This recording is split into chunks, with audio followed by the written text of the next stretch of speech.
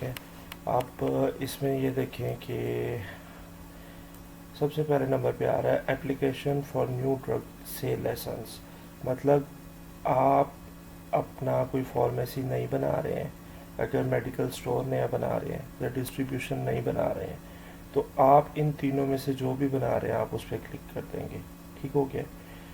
Second पे आ जाता है application for renewal of drug sale licence. ठीक है। अगर आपके पास इन तीनों चीज़ों में से पहले से कोई चीज़ चल रही है, फार्मेसी, डिस्ट्रीब्यूशन या मेडिकल स्टोर, और आपका लाइसेंस एक्सपायर हो गया, तो आपने रीन्यूअल पे जाना है। तो इन तीनों में से आप चूज़ करेंगे। ठीक है। या आपने एहतियात से जाना है। न्यू पे जाना है जब न्यू बना रहे होंगे, रिन्यूअल पे जाना है जब आप अपने लाइसेंस को रीन्यू करवा रहे होंगे। अब नीचे चलते हैं तो कह रहा है application for change in existing drug sale licence. अच्छा, अब इसमें यह है कि अगर आपका जो फार्मासिस्ट है या जो मेडिकल स्टोर पे जिस तरह क्वालिफाइड पर्सन होता है, ठीक है, तो अगर वो आप चेंज करना चाह रहे हैं तो उसके लिए आपने इन इस मतलब नंबर थर्ड वाले में से जाके सिलेक्ट करना है। अब इसमें भी टोटल जो है ना वो 5 चीज़ें आ जाती हैं कि अगर आपने मतलब इसमें फार्मेसी का है, इसमें मेडिकल स्टोर का है, और अगर इसमें डिफरेंट मतलब उसने ऑप्शंस दी हुई हैं ना कि आपको जो लगे आपसे रेलिवेंट है आपने चूज़ कर लेनी है। ठीक है। अब इसके बाद है जनरल एप्लीकेशंस, कि अगर जनरल एप्लीकेशंस में ये है कि अगर आपने विड्रॉ करना है, ठीक है, अपने लाइसेंस को विड्रॉ करना है, तो उसमें क्या तरीकाकार होगा। अगर आपने कैंसलेशन करवानी है अपने करंट जो आपका चल रहा है लाइसेंस उसकी, तो आप इस पे आ जाएंगे। अगर क्वालिफाइड पर्सन को आपने रिलीज़ करवाना है तो आप इस पे आ जाएंगे। और अदर्स में नो फिर ये आगे फर्दर इसकी कोई ऑप्शंस है। मैक्सिमम टाइम्स जो आपका मतलब काम पड़ेगा ना, जो आपसे रेलिवेंट चीज़ होगी, उसमें दो चीज़ें आ जाएंगी मेन, एक तो रिन्यूअल और एक न्यू ड्रग से लाइसेंस।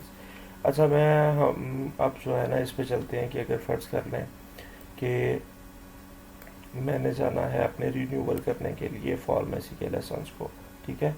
तो मैं अब आ जाऊँगा सेकंड ऑप्शन में, application for renewal of drug sale licence. इसमें फर्स्ट पे वो कह रहा है फार्मेसी।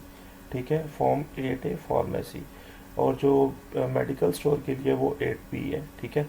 अब ये देखें, इसमें वो ये बता रहा है कि आपकी फार्मेसी की जो रिन्यूअल की फ़ीस है वो 16,000 है। अब इन्होंने बढ़ा दी है फ़ीस, लेकिन अब रिन्यूअल भी 5 साल के लिए होती है। पहले तो ये था कि 2 साल के लिए रीन्यू होता था आपका लाइसेंस, और हर 2 साल बाद आपको करवाना पड़ता था, लेकिन अब इन्होंने 5 साल के लिए कर दिया। ठीक है। तो अब हम चलते हैं रिन्यूअल पे, इस पे फार्मेसी की। अब इसमें ये आ जाती है चीज़। अच्छा, अब जब रीन्यूअल पे जाना है ना, तो उसमें वो ये कह रहा है कि अपना लाइसेंस नंबर लिखें यहाँ पे जो आपका पुराना चल रहा है, क्योंकि हम रिन्यूअल पे आए हैं। तो अब लाइसेंस नंबर जब लिखेंगे तो फर्दर ही हमें आगे लेके जाएगा। उसमें अब मैं जो है ना इसमें अपनी फार्मेसी का जो है एक लाइसेंस उसको डालता हूँ, ताकि इसको फर्दर मैं आपको बता सकूँ। अच्छा, वेट करें 1 मिनट।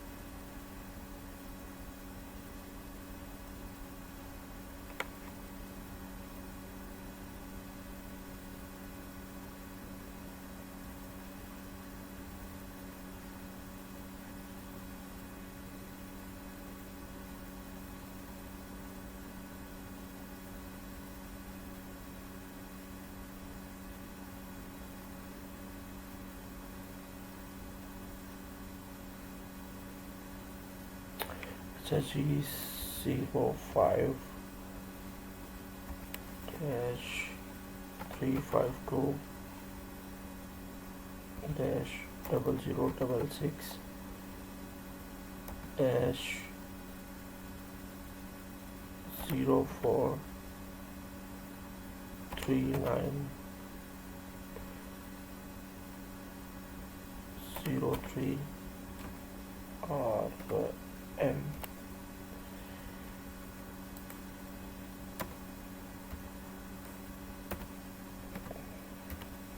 ठीक है। अब मैं जब इसको सर्च करूँगा तो ये सारा कुछ ऑटोमेटिकली उठा लेगा, ठीक है। ये मेडिकल स्टोर का नाम आ रहा है और ये सारी उसकी। अब आपने यहाँ से चले जाना है, इसको वेरीफाई एक दफ़ा आपने कर लेना चीज़ों को, के नाम वगैरह और डिस्ट्रिक्ट वगैरह, लोकेशन आपकी, हर चीज़ क्लियर है इसमें। आपकी शॉप का जो एड्रेस है वो भी ठीक है। फिर आपने फर्दर नेक्स्ट स्टेप पे चले जाना है। नेक्स्ट पे जाएंगे तो अब इसमें पूछ रहा है कि अब आपने करना क्या है। रिन्यूअल के लिए करना है, टाइटल अपना चेंज करना चाह रहे हैं, अपना एड्रेस चेंज करना चाह रहे हैं, अपना गोडाउन एड्रेस चेंज करना चाह रहे हैं, या अपना क्वालिफाइड पर्सन चेंज करना चाह रहे हैं। मतलब ये इसमें फर्दर 5 आपके पास ऑप्शंस होंगी। तो आपने इसमें जो भी करना चाह रहे हैं उस पर चले जाएंगे। अब जिस तरह मैं रिन्यूअल पे चाह रहा हूँ, रिन्यूअल पे गए और नेक्स्ट पे चले गए, ठीक है। अब आगे फर्दर वो कह रहा है कि ये सारी चीज़ें आ गई हैं, सेव हो गई है एप्लीकेशन। अब उसने मेरा सारा डाटा सेव करना शुरू कर दिया है, वो भी मैं आपको बाद में बता दूंगा वो कहाँ पे जाता है डाटा। अब नेक्स्ट स्टेप में जाएंगे। अब वो कह रहे हैं कि ये फ़ी चालान आ गए हैं, ठीक है। ये आपने सारे डाउनलोड करने हैं। सबसे पहले आ गया है फ़ी चालान 10,000 रुपये का, इसको डाउनलोड कर लेंगे। सेकंड पे आ गया है डाउनलोड द फॉर्म 8V। अच्छा, अब आपने करना क्या है, ये सारी चीज़ें आपने डाउनलोड कर लेनी है। जो सबसे पहले फ़ी चालान होगा, ये 3 फ़ी चालान निकलेंगे। आप इसको आपके करीब जो भी बैंक ऑफ पाकिस्तान है, बैंक ऑफ पंजाब या नेशनल बैंक ऑफ पाकिस्तान जो है, उसमें चालान के ऊपर वो मेंशन होता है बैंक जो भी है, ठीक है। उसमें जाएंगे, तीनों चालान लेके वो इसमें आपको 10,000 रुपये आपसे लेंगे और आपको एक चालान फॉर्म वापस कर देंगे, बाकी 2 अपने पास रख लेंगे, ठीक है। सेकंड पे आ जाता है कि फॉर्म 8B, जो ये वाला आपने डाउनलोड किया होगा, आपने करना क्या है, इस पे क्या करना है, sign with thumb impression of all proprietors and qualified person. जब आप डाउनलोड करेंगे ना तो इसमें सारा ऑटोमेटिकली सारा डाटा आ जाएगा कि आप क्वालिफाइड पर्सन कौन है, आपका प्रोप्राइटर कौन है। तो उस पर आपने सिग्नेचर करने हैं और अपना थंब इम्प्रेशन देना है, ठीक है। इस पर अब थर्ड वन पे आ गया कि आपका जो क्वालिफाइड पर्सन होगा ना, ठीक है, download affidavit of Syed Mohammad Shahbaz, ठीक है, print on judicial paper worth. अच्छा, अब इसको आपने ये करना है कि जो आपका क्वालिफाइड पर्सन और प्रोप्राइटर होगा ना, इन दोनों के ये 2 चीज़ें उससे रिलेटेड हैं। क्वालिफाइड पर्सन नीचे आ रहा है, ऊपर प्रोप्राइटर है, ठीक है। ये दोनों आपने डाउनलोड जो चलान करने हैं, ये आपने चले जाना है अपने करीब कोई भी जो ये होते हैं एफिडेविट वाले, इनके पास जाके आपने उसको एक तो अपने 50 वाला जो स्टाम्प पेपर होता है उसके ऊपर ये सारा डाटा मेंशन करवा लेना जो आप डाउनलोड करेंगे इसमें से। और तो पहले आपको एक बात क्लियर कर दूं कि 50 वाला तो वैसे स्टाम्प खत्म हो गया, मेरे ख्याल से 100 या 200 रुपये वाले स्टाम्प पे ये सब कुछ होगा। आपने प्रोप्राइटर के लिए सेपरेट एफिडेविट करवाना है और क्वालिफाइड पर्सन के लिए सेपरेट करवाना है, ठीक है। अब इसमें एक चीज़ जो हम मिसिंग कर जाते हैं वो ये होती है कि वो अपनी स्टम्प वगैरह तो लगा देते हैं, लेकिन ये चीज़ आप अगर गौर से पढ़ें कि वेरीफाइड बाय जुडिशियल मजिस्ट्रेट, ठीक है। अब इसमें क्या है कि ये वैसे मैं आपको बता दूं कि ये जो होते हैं ना, ये अगर जिससे आप अपना एफिडेविट वगैरह बनवाएंगे तो उनसे आप बात करेंगे तो उनकी थोड़ी सी फ़ीस होती है 400, 500 या 1000 रुपये। तो वो वेरीफाई कर देते हैं इसको आपको वहीं से ही, ठीक है। अगर नहीं करेंगे तो फिर वो आपको रिकमेंड कर देंगे जो भी जुडिशियल मजिस्ट्रेट होगा, आपको उसके पास जाना पड़ेगा और ये दोनों वेरीफाई करवाने पड़ेंगे। मतलब इनको वो अपनी स्टाम्प लगाएगा और दूसरा साइन सिग्नेचर करेगा इसके ऊपर ना, ठीक है। अगर आपने ये काम ना किया और अप्लाई कर दिया तो आपकी एप्लीकेशन रिवर्ट हो जाएगी, वापस आ जाएगी। तब तक वो इसको एक्सेप्ट नहीं करेंगे जब तक आप ये काम नहीं करेंगे, ठीक है। अब ये चारों चीज़ें फर्स्ट करने हमने डाउनलोड कर ली। करने के बाद नेक्स्ट स्टेप, और आपने ये सारा कुछ करवा लिया जो मैंने आपको चीज़ें बताई हैं, नेक्स्ट स्टेप पे हमने चले जाना है, ठीक है। अब नेक्स्ट स्टेप में ये होगा, वो अब क्या कह रहा है, अब ये आपने चीज़ें याद रखनी है और ये आपने अपलोड करनी है। इधर ये अपलोड की ऑप्शन दे रहा है, इस पर क्लिक करेंगे, ठीक है। अब यहाँ पे जहाँ पे आपका ये डाटा पड़ा होगा आपने उठाना है वो अपलोड हो जाएगा। ठीक है, अब इसमें वो क्या कह रहा है, सबसे पहले आपने अपना पुराना जो डायरेक्ट सेल लाइसेंस है उसको अपलोड करें, आपका जो साइन बोर्ड है उसे अपलोड करें, आपके एसी की पिक्चर, आपका रेफ्रिजरेटर की पिक्चर, आपकी शेल्फ्स, कोशिश करें शेल्फ्स 3-4 जो आपकी हैं वो उसको खाली करके उसकी प्रॉपर तस्वीर लेके वो अपलोड करें।